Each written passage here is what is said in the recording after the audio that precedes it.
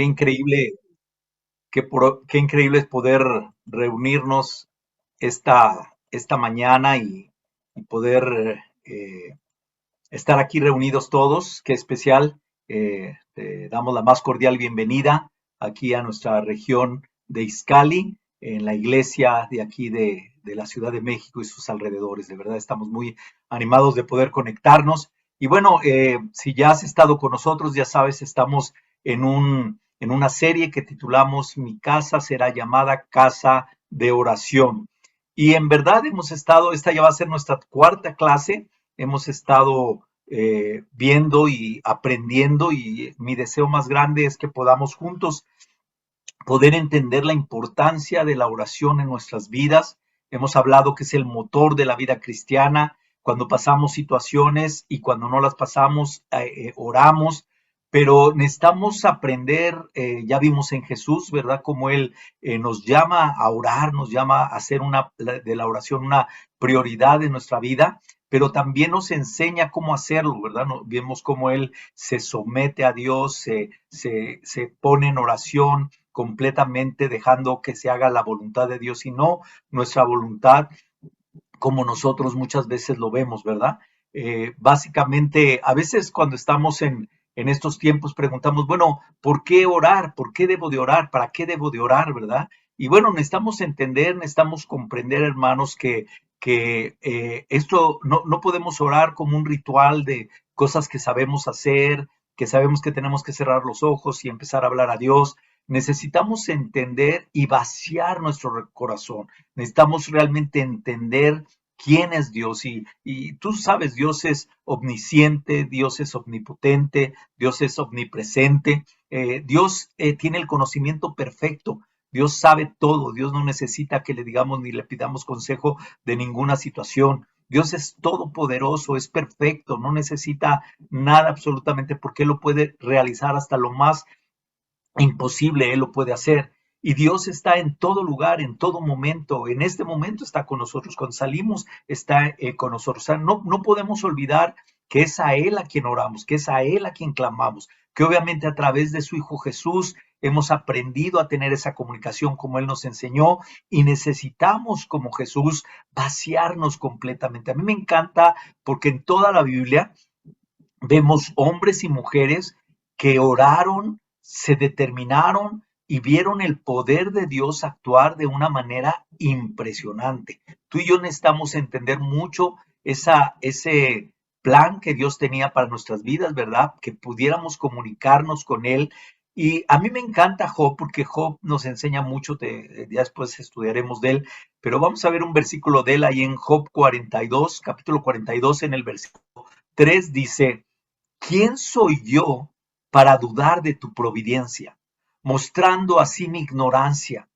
Yo estaba hablando de cosas que no entiendo, cosas tan maravillosas que no las puedo comprender. Y todos recuerdan un poco la historia de Job, pero cómo él llega con ese entendimiento, porque muchas veces no entendemos a quién oramos, por qué oramos.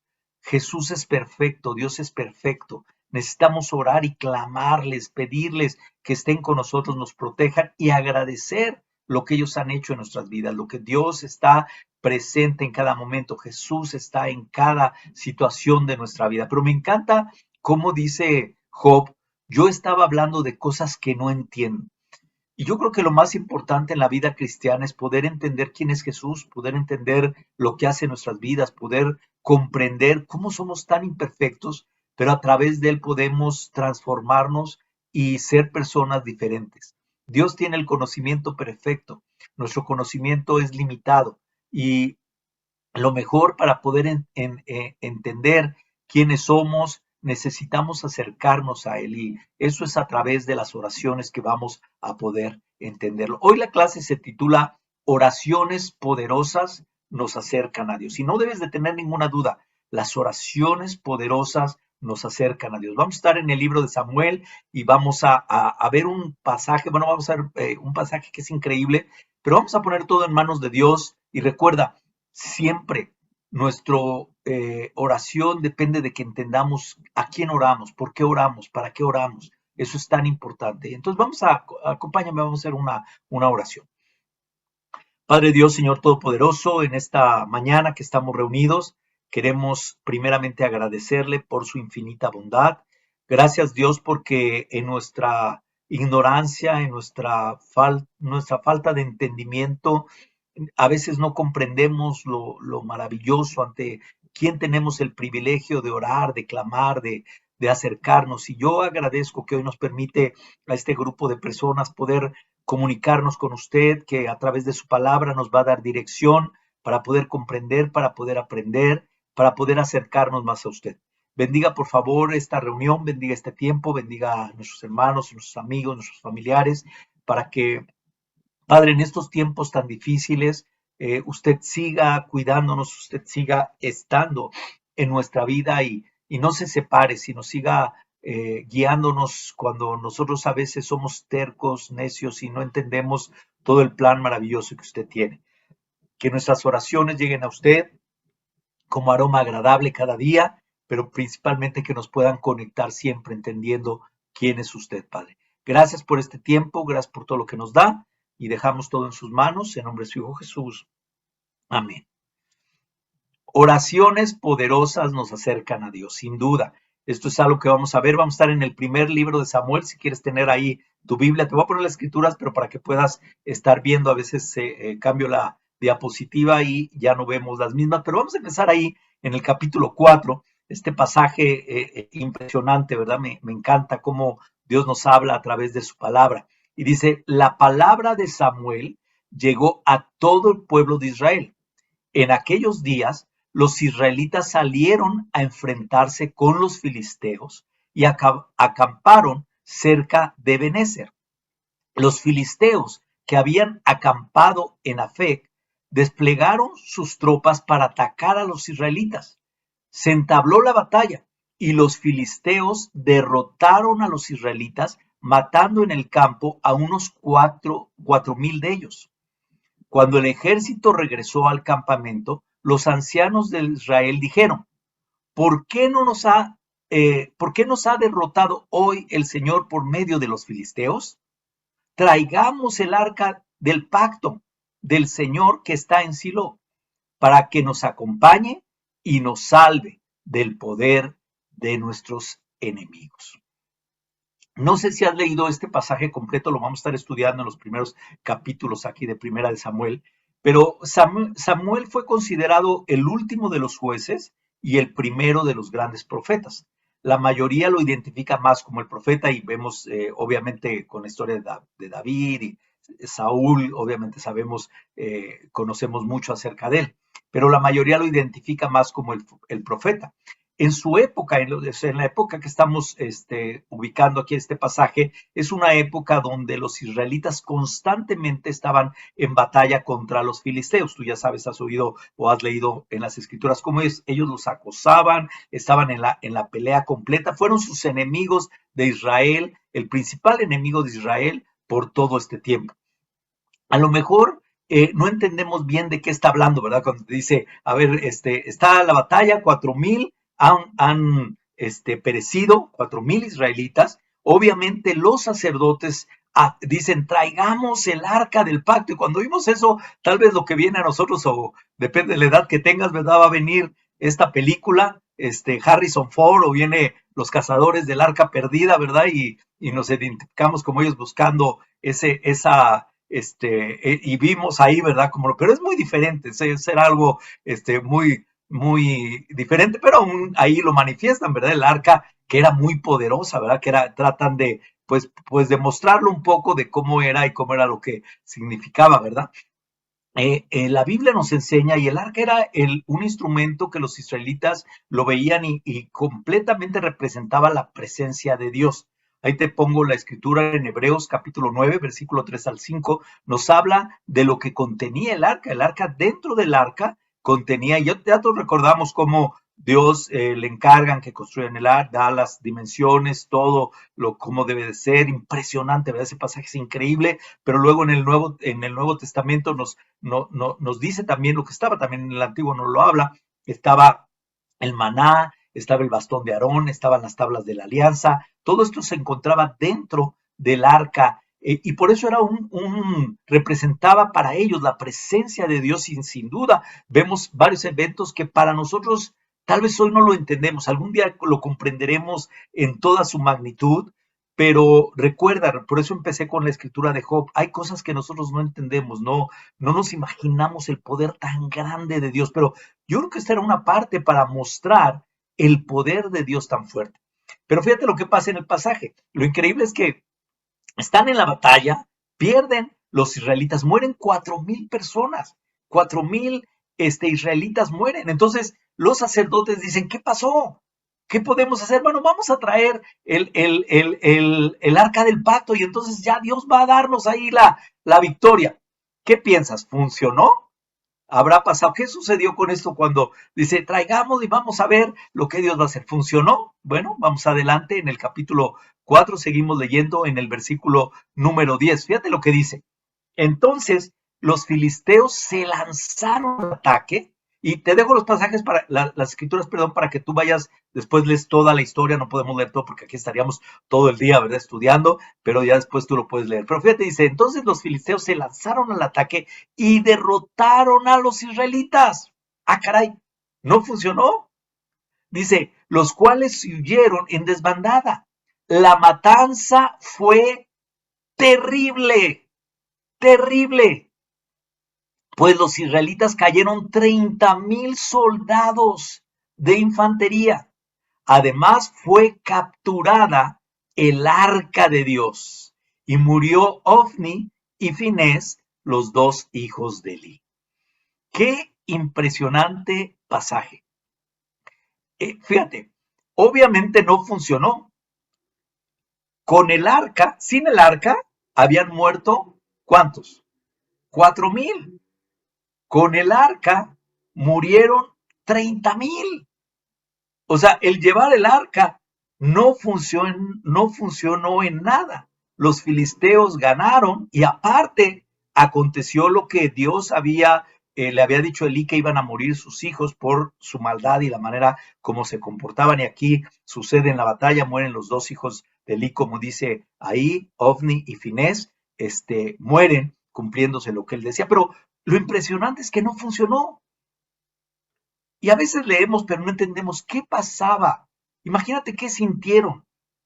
Y para amolarla, bueno, antes de eso, se llevaron, bueno, obviamente dice la Biblia que aparte de todo, capturaron, se llevaron el instrumento que representaba la relación completa del pueblo de Israel con Dios, la presencia de Dios con el pueblo de Israel. Ha de haber sido terrible, ha de haber sido un momento completamente fuerte. Pero lo que vemos aquí es que los israelitas no habían reconocido la santidad de Dios. El arca, básicamente, usaron la caja, como un poder, como un amuleto de la buena suerte. Pensando, mira, no ganamos, nos fue muy mal, pero vamos a llevar el arca y entonces, al estar el arca ahí, ya nosotros ganamos. Dejaron de mirar quién era Dios y estaban utilizando el arca del pacto como un amuleto de la buena suerte. Pensando, al estar ahí, me va a proteger. Ya no hay manera que yo, no importa cómo yo esté, por estar ahí el arca, ya vamos a ganar. Claro, Dios había hecho cosas increíbles y las hará todo el tiempo. Pero a mí me puso a pensar, ¿te has sentido así alguna vez? ¿Te ha pasado que muchas veces, y yo a mí te voy a confesar, algunas veces, cuando estaba la situación muy difícil, en Guatemala, donde vivíamos en una ciudad de muchos robos, si aquí era de robos, allá era mucho más. Pero a veces dejaba mi Biblia en el tablero para que la gente viera que mi carro era de un cristiano, ¿no? Y que vieran ahí la Biblia en ese y entonces por lo menos tuvieran temor y no lo abrieran. Pensando así, de esa manera, a veces como un amuleto, esto me va a proteger, cuando definitivamente no es así, ¿verdad? Es exactamente lo que ellos estaban pensando. A veces la gente usa cuadros, utiliza adornos, utiliza por dentro escondido, aquí traigo quien me protege, y Dios está completamente en contra de eso. Lo hemos visto en todo el Antiguo Testamento, y en el Nuevo Testamento Dios nos lo habla, ¿verdad? Dios nos ha dado en Jesús la respuesta eterna a nuestras vidas, ¿verdad? Pero en este sentido, Imagínate, ¿te has sentido alguna vez así? ¿Has puesto más que fijarte quién es Dios, como sintiendo, buscando cosas para sentirnos protegidos o para que las cosas cambien?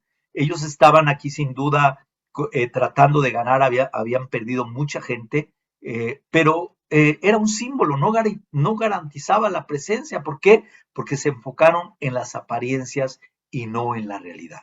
Y sin duda no podemos olvidar que siempre, y siempre lo recalco en cada una de mis prédicas, es que el propósito de Dios, el deseo de Dios es traernos cerca de Él. No, no es de que nos asombremos es simplemente poder formar una relación estrecha con nosotros. Él te está llamando, Él quiere que te acerques a Él te ama y quiere formar una relación contigo.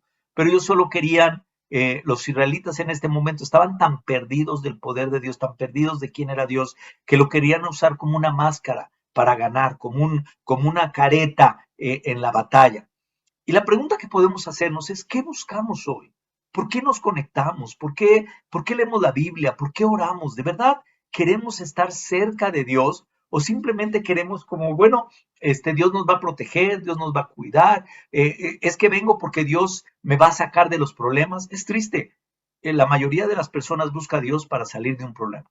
Cuando el divorcio está a la puerta, cuando me corrieron de mi trabajo, cuando tengo una enfermedad, cuando buscamos a Dios, buscamos como una careta, una máscara de protección ante los problemas, y obviamente no funciona. Algunas veces funciona, a veces en algunas formas, pero luego no funciona porque a la larga Dios no está para solucionar nuestros problemas. Dios está para formar una relación con nosotros, y por medio de esa relación Él nos va a cuidar, nos va a proteger. Pero necesitamos entender, ellos no solo perdieron la batalla, pero lo más fuerte es que habían perdido el arca, que era un instrumento completamente importante para todo el pueblo de Israel. Y ahora el arca estaba en las manos de sus más grandes enemigos, los filisteos. Imagínate qué desastre. Todavía hubieran dicho, bueno, se lo hubiera llevado otro, pero se la llevaron los filisteos, los con los que más estábamos peleando.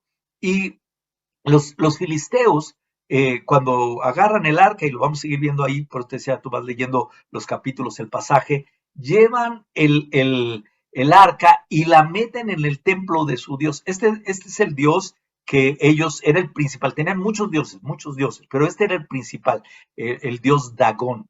Y este Dios, ellos pensaban o creían que enviaba la lluvia y aseguraba sus cosechas. Entonces, este era el de los dioses que tenían, este era el dios principal, y lo meten ahí en donde tenían el templo de este dios, meten el arca del pacto. Entonces, los filisteos, que eran adoradores, que se llaman, lo meten ahí, dejan el arca, y al día siguiente encuentran a la estatua de este dios en el piso.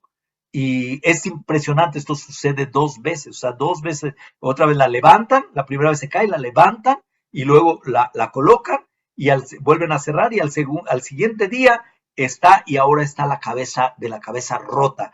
La cabeza no solo está en el piso, pero ahora está rota. Entonces, obviamente, imagínate el temor, ellos no entendían, pero fíjate lo que dice Primera de Samuel capítulo 5. Dice, por eso convocaron a todos los jefes filisteos y protestaron, llévense el arca de Dios de Israel, devuélvenla a su lugar de origen para que no nos mate a nosotros y a todos los nuestros. Y es que el temor de la muerte se había apoderado de la ciudad, porque Dios había descargado su mano sobre ese lugar. Los que no murieron fueron azotados por tumores, de modo que los gritos de la ciudad llegaban hasta el cielo. Qué impresionante cómo Azot, toda esta ciudad, se llenó de miedo. Claro, ver el poder de Dios es muy diferente, y quiero animarte a comprender estos términos. Una forma es miedo y el otro es el temor de Dios. Una cosa es tener miedo porque no conocemos a Dios y tener un miedo con una idea distorsionada, al temor santo que debemos de tener a Dios. Yo siempre que leo la Biblia y oigo la palabra temor, no se refiere a asustarme, Dios me va a hacer algo, sino es el temor, la reverencia que yo debo de tener siempre a Dios. Eso es lo que la Biblia nos enseña comúnmente. Es diferente, obviamente, la gente que no conoce a Dios tiene miedo porque no lo conoce. O nosotros cuando no tenemos una relación aprendemos más a tenerle miedo, a entender que debemos de reverenciarlo a Él. Y eso empieza con la sabiduría, como Dios nos lo dice en su palabra. Pero aquí lo que vemos es que la ciudad se llenó de temor. Ellos ya no querían que el arca estuviera cerca de ellos y entonces la mueven a otra ciudad, está 7 meses y deciden devolverla a Israel. Imagínate, piensa al pueblo de Israel 7 meses sin el arca. O sea, qué tiempo tan difícil, qué tiempo, si entendemos todo el contexto del pueblo, qué fuerte sentir que Dios se había ido de ellos, de su presencia, ya no estaba ahí con ellos y tal vez alejarse más. Y todo esto lo comparto porque muchas veces así nos pasa. Muchas veces quitamos las cosas de apariencia y nos sentimos que Dios nos ha abandonado, pero Dios no se ha, porque Dios no es un lugar, Dios está con nosotros, por eso Él es omnipresente, está en todo momento y en cada lugar. Pero lo increíble es que esté o no esté la caja, se dieron cuenta los filisteos del poder, se dieron cuenta que tenemos un Dios poderoso. Ellos no entendían quién era Dios, quién era el Dios de Israel. Ellos no entendían todo lo que había pasado, no sabían cómo tratarlo. Definitivamente no entendían quién es Dios. Y para mí eso es algo muy importante, hermanos, que, que yo quiero siempre estar consciente de entender quién es Dios, no por cómo me va en la vida, no por las cosas que paso, pero si yo mantengo mi expectativa, ¿quién le hablo? ¿A quién oro? ¿A quién le dirijo todo mi ser, mis oraciones, todo? Obviamente eso nos va a ayudar mucho. Te voy a dejar un video que espero nos ayude un poco a comprender más de él.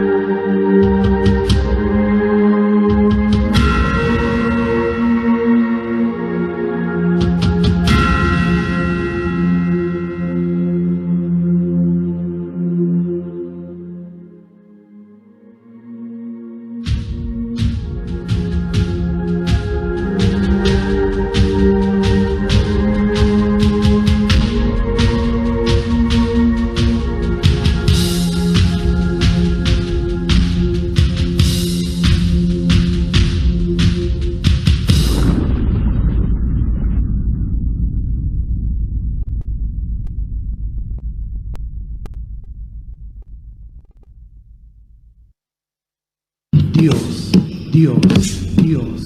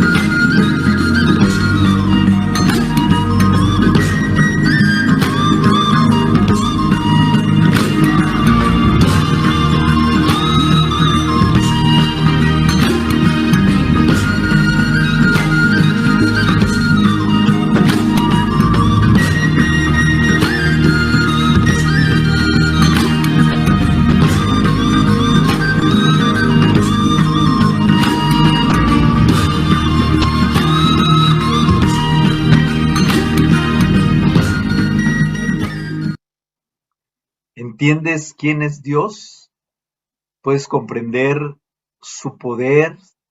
No sé si alguna vez has estudiado acerca de los atributos de Dios, te animo a que lo hagas y entender quién es. Cuando ves las criaturas, lo que vimos ahorita, es bueno, ese no es Dios, Dios es el creador, Dios hizo, es impresionante que cuando empiezas a ver desde los insectos, desde los microbios, desde todo lo que existe, la vida, vemos cómo Dios nos hizo perfectos a cada uno de nosotros y podemos entender quién es Él en todo momento, no importa dónde estemos, Dios está en cada lugar. Y necesitamos aprender eso, necesitamos entender cuando oramos quién es el que estamos alabando, a quién estamos clamando, a quién le estamos poniendo. Estamos hablando del Dios omnisciente, omnipotente, omnipresente. Esto es algo que no podemos quitar y lo vemos en todos los eventos, tanto en el Antiguo como en el Nuevo Testamento, nos damos cuenta, Dios actúa de formas impresionantes. Por eso necesitamos entender cuando nos encontramos, no es por una situación difícil, es el día a día, somos su creación, por eso lo alabamos. Necesitamos Dios quien es, y no importa dónde nos encontremos, Él debe de ser respetado y honrado por lo que es. Continuamos leyendo ahí en Primera de Samuel, dice, algunos hombres de ese lugar se atrevieron a mirar dentro del arca del Señor. La curiosidad mató al gato, acuérdate. Y Dios los mató. Fueron 70 los que perecieron. El pueblo hizo duelo por el terrible castigo que el Señor había enviado. Y los habitantes de Bet-Semes dijeron, el Señor es un Dios santo. ¿Quién podrá presentarse ante Él? ¿A dónde podremos enviar el arca para que no se quede entre nosotros? Así que mandaron este mensaje a los habitantes de Kirat Yarim y los filisteos han devuelto el arca del Señor. Vengan y llévensela. Ellos no entendían quién era nuestro Dios poderoso. Ellos no entendían todo lo que Él representaba. Pero aquí es donde vemos el arca regresa a la gente de Israel. Recuerda, son 7 meses fuera. ¿Te imaginas la fiesta, el ánimo, el gozo de ver el, el, el, este, el arca regresar? Yo creo que había mucha dicha y así es como sentimos cuando Dios estamos apartados, lejanos o tenemos un mal concepto de Dios y Dios regresa a nuestras vidas, podemos entender, debe de llenarnos de gozo. Podemos cometer muchos pecados, hermanos, podemos fallar en muchas áreas, pero esos son los atributos de Dios que nos lleva a darle gloria, a darle honor y entender y verlo como Él es realmente, ese Dios paciente, ese Dios santo, ese Dios al que queremos estar.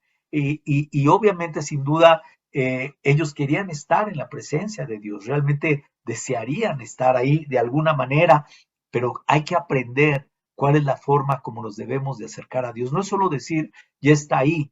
Ellos no entendían su majestuosidad, su santidad, y no entendían ese temor santo. Cuando no tenemos ese temor santo, nos lleva a tener el miedo que el mundo tiene. Ay, Dios me va a hacer, Dios me va a castigar, Dios va a hacer. Cuando entendemos quién es Dios y conocemos sus atributos, sabemos, Dios no es así. Y sabes, lo más increíble es que Dios nos reflejó todo esto en la figura de Cristo Jesús. Cuando Él, a través de Él, nos mostró todos estos atributos en Jesús y con cuánta compasión y misericordia Él tenía para perdonar, para ayudar, para sanar y para transformar a las personas. Dios no ha cambiado, Dios sigue siendo el mismo, pero muchas veces no entendemos y tenemos el temor del mundo y no el temor santo, no el temor que nos lleva a entender quién es Él. ¿Qué cosas, algunas cosas que podemos aprender de este pasaje, de esta parte que estamos viendo ahorita? Sin duda, Dios no es un amuleto, no es un amuleto de la buena suerte. Me enojé con mis hijos, ay Dios ven a mí. Mi hijo está pasando por un problema, ay Dios ven a mí. Mi esposa me dejó o mi esposo me dejó, ay Dios estás ahí. No, Dios no es un amuleto, Dios no es una carta, una máscara de buena suerte, Dios es nuestro Dios todopoderoso.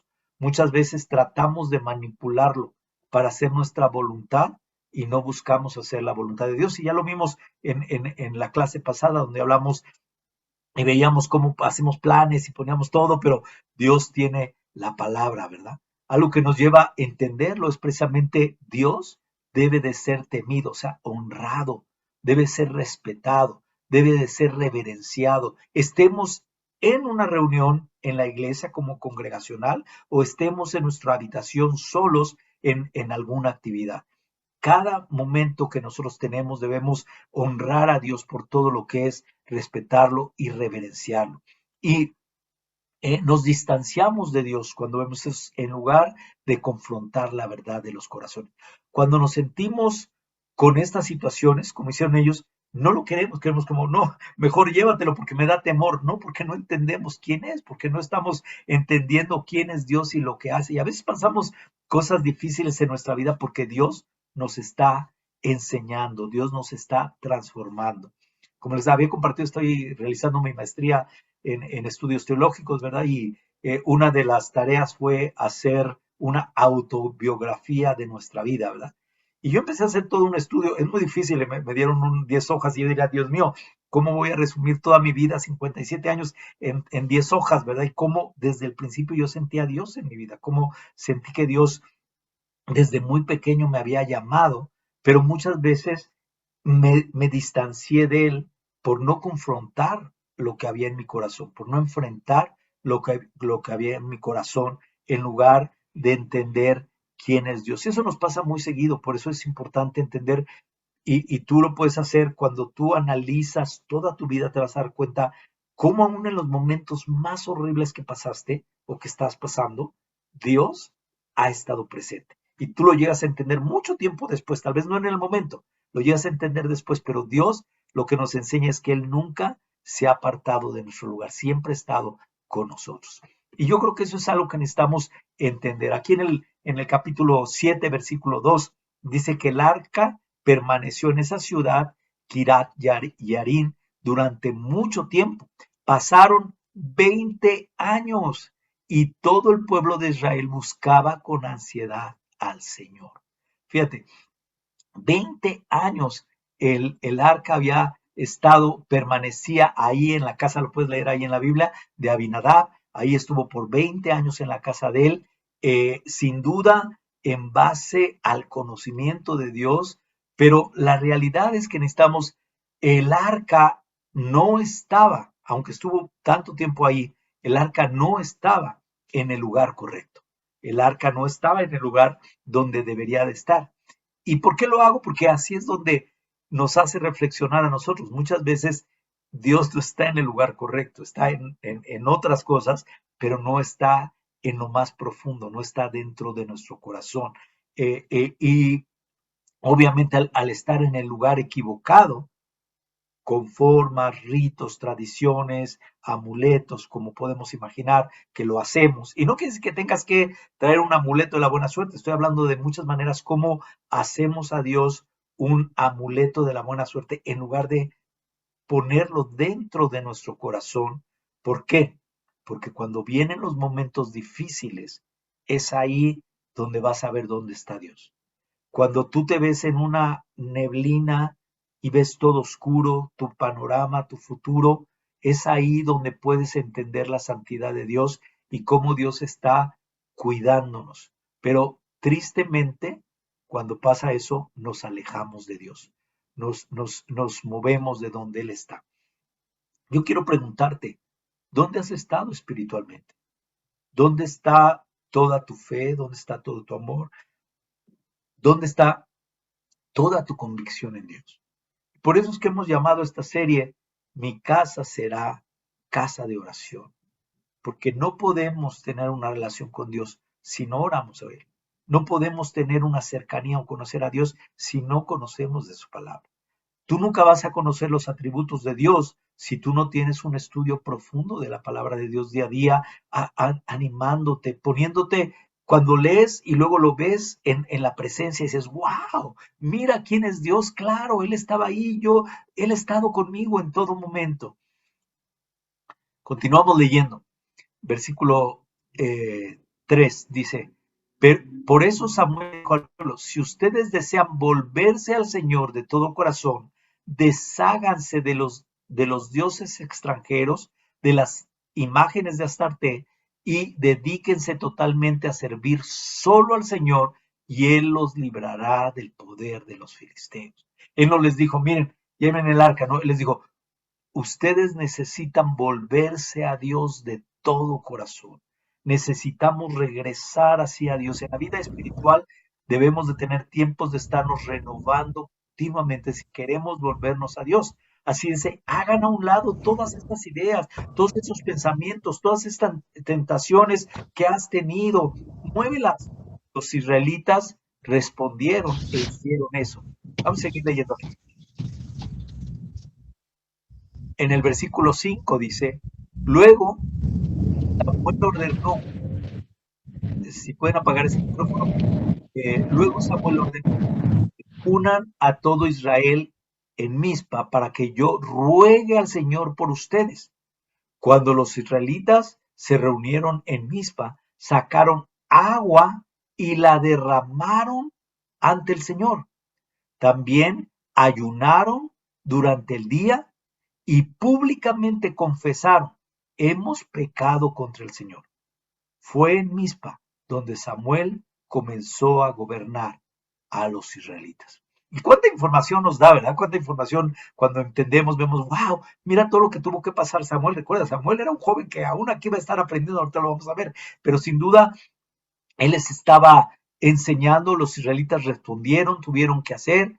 Dice que sacaron el agua y derramaron ante el Señor. Se pusieron en esa expectativa, pero dijo, hagan eso. ¿Y qué fue lo que dijo él? Les dijo, él les dijo, yo rogaré al Señor.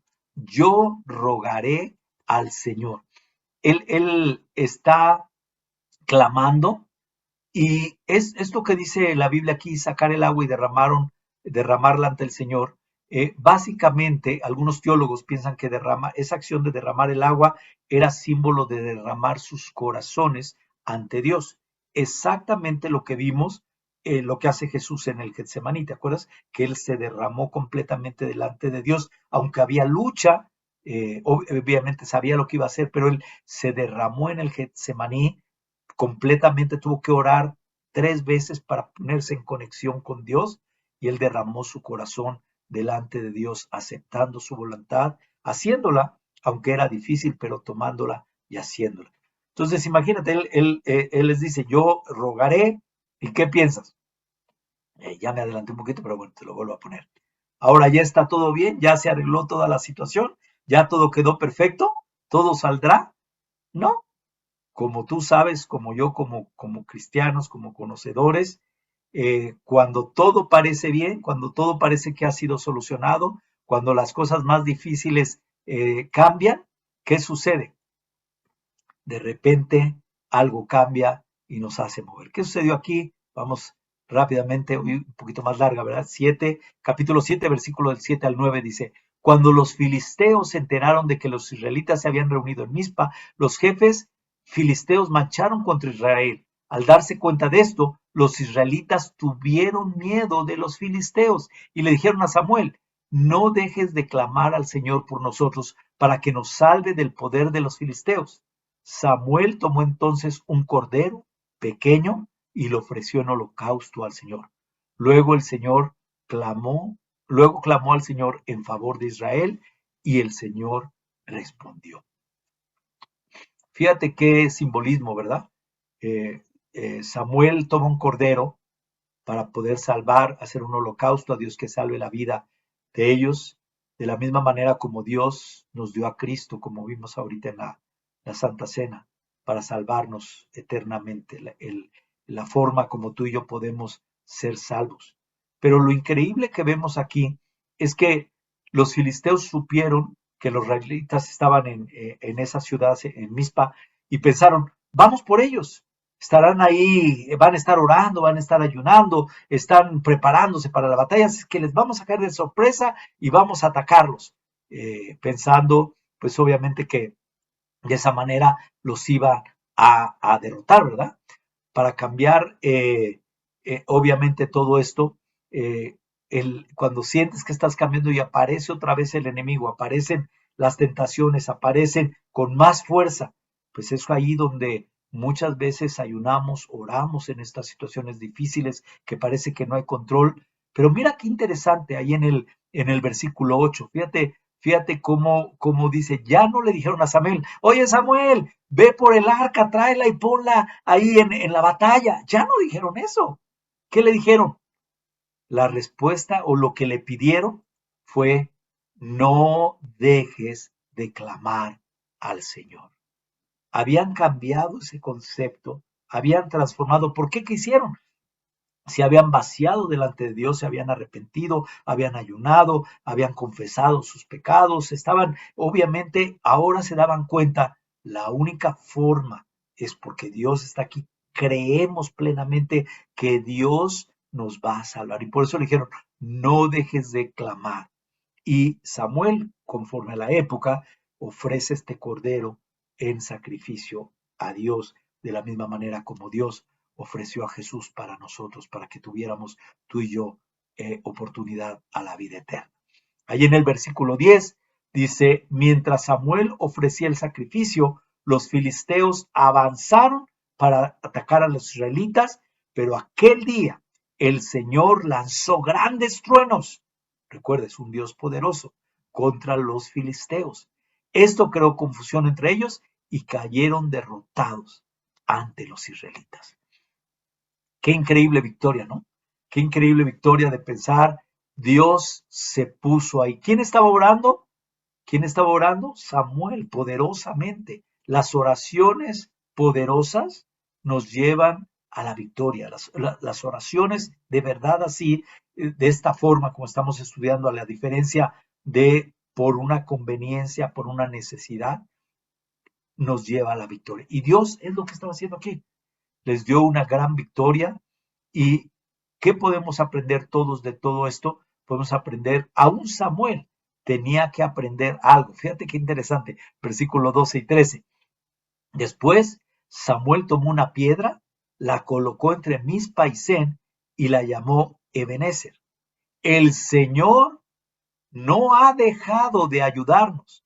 Durante toda la vida de Samuel, el Señor manifestó su poder sobre los filisteos y estos fueron subyugados por los israelitas y no volvieron a invadir su terreno.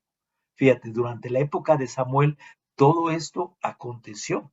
Él puso una piedra y dijo, recordando, pero fíjate lo interesante es que aún él tenía que aprender, dijo, si no nos ha dejado, como pensando, bueno, nos puede llegar a dejar en alguna ocasión, ¿verdad? Y yo creo que hay que tener mucho cuidado en eso. Precisamente aquí él estaba aprendiendo, él era joven, obviamente como profeta, como sacerdote, sin duda estaba empezando, pero lo que vemos aquí es que todos siempre aprendemos. Él está pensando, bueno, mañana quién sabe, ¿verdad? Pero cuando tenemos completamente el entendimiento de entender las oraciones poderosas al Dios Altísimo, hacen milagros, hacen reencontrarnos, hacen estar cerca de Él, hacen que Él esté pendiente de nuestra vida día a día. Para mí, como para ti, la pregunta es, ¿cómo quiero tener a Dios? ¿Como Él es realmente o como una estampa, como una máscara que necesito cuando estoy débil, cuando lo necesito? Recuerda, nuestro tema principal y nuestra convicción. Personalmente, quiero ser una casa de oración. Anhelo que Izcali sea una casa de oración, no una cueva de ladrones. Dios en este tiempo, hermanos, nos enseña y nos llama a que hagamos de nuestra casa una casa, o nuestro cuerpo, nuestro tiempo con Él, una casa de oración. Gracias, hermanos.